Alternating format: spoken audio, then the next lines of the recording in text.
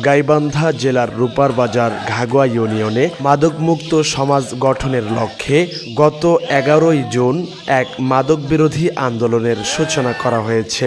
ঘাগুয়াবাসীর উদ্যোগে আয়োজিত এ কর্মসূচিতে বিভিন্ন রাজনৈতিক, সামাজিক ও সাংস্কৃতিক সংগঠনের নেতাকর্মীরা অংশগ্রহণ করেন। কর্মসূচিতে উপস্থিত বক্তারা বলেন, মাদক যুব সমাজকে ধ্বংসের পথে ঠেলে দিচ্ছে। পরিবার, সমাজ ও রাষ্ট্রকে রক্ষা করতে হলে মাদকের বিরুদ্ধে সবাইকে ঐক্যবদ্ধভাবে কাজ করতে হবে।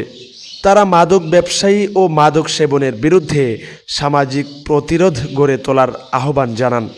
আন্দোলন চলাকালে সচেতনমূলক প্রচারণা এবং জনসাধারণের মাঝে মাদকের ক্ষতিকর দিক তুলে ধরা হয়।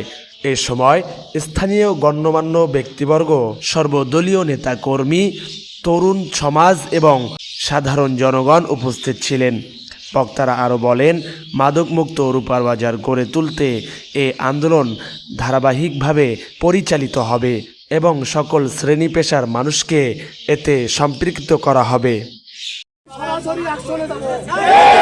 আমরা অনুরোধ করতে চাই, যদি তারা বন্ধ না করে, আমি যে ভোটা দিলাম, যদি আমার জীবন আমি তাও যাবো।